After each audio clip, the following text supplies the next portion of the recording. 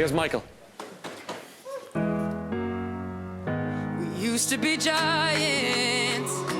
Hi, my name is Michael Moloney and I sang Dermot Kennedy's song Giants on the Late Late Toy Show. Just say the word and I'll be yours. You know I never forgot.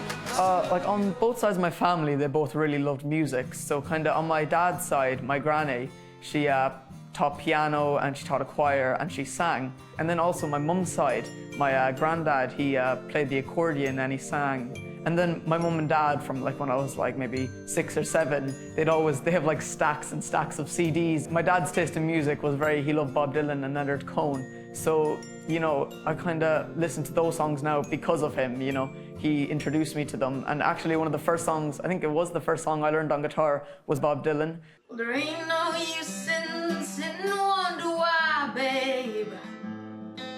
So don't think twice, it's alright.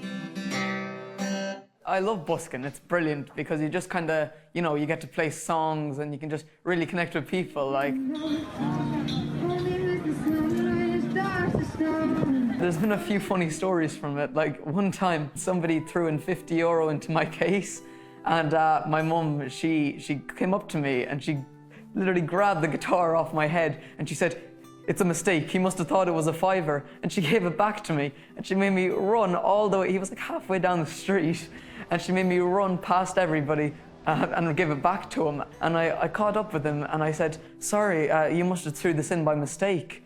And anyway, it wasn't a mistake, and he was just saying how he was just so happy to hear music from young people, and you know, I thanked him profusely, obviously, and that was really one of the highlights of my summer. That was just crazy. We used to be giants, but when do we stop?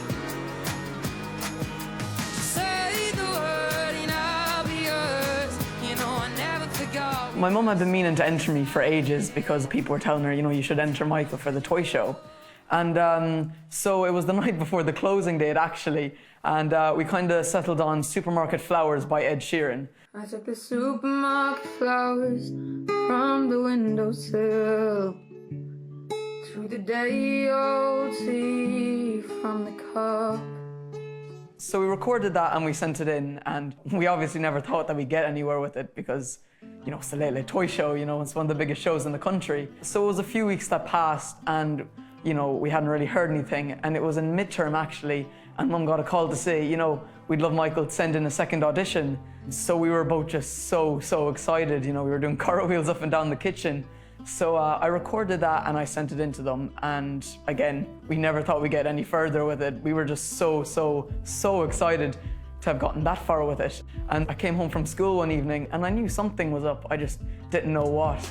And she was just like, "You're not going to be able to go on Zoom to your friends to watch the toy show." And I was a bit, you know, disappointed. I was like, "Why? What's wrong?" And she was like, "Because you're going to be on it." And oh my God, I think that was one of the most exciting things I've ever heard in my life. I was just rolling around the floor with excitement. I think I ran up and down the kitchen like 700 times.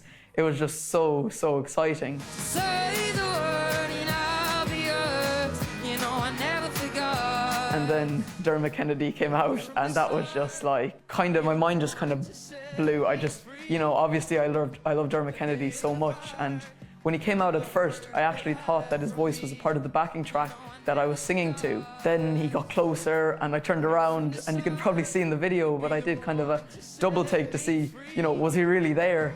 A day in the park, when the hurt would hide from me.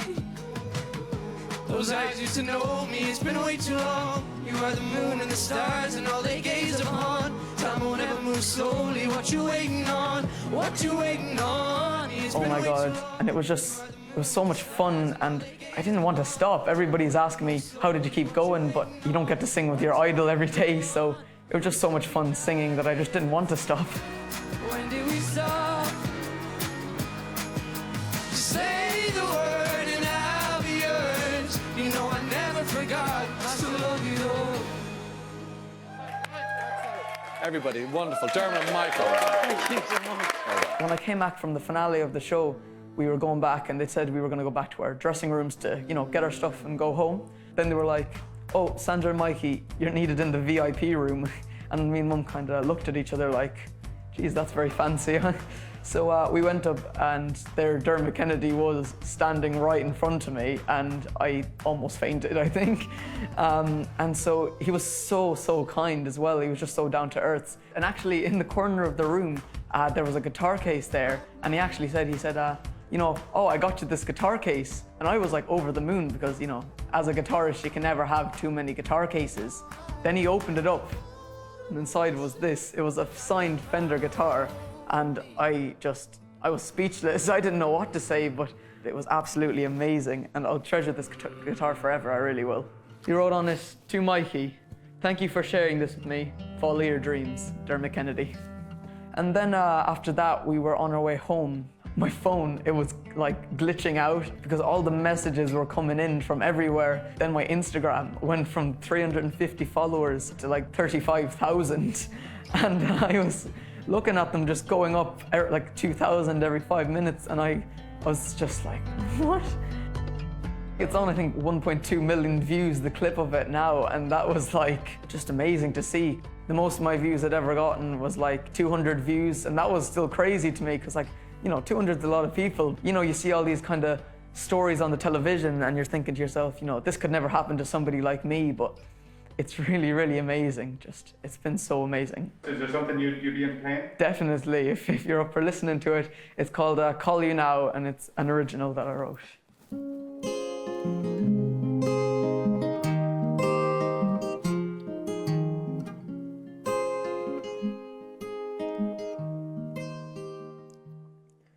It's been 6 months since we broke up. Sure need a change of luck.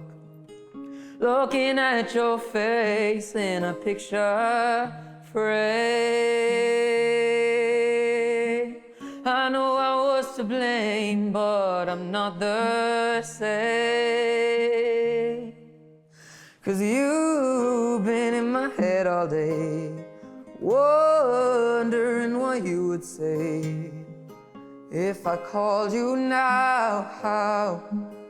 If I called you now, would you pick up the phone or pretend that you're not home?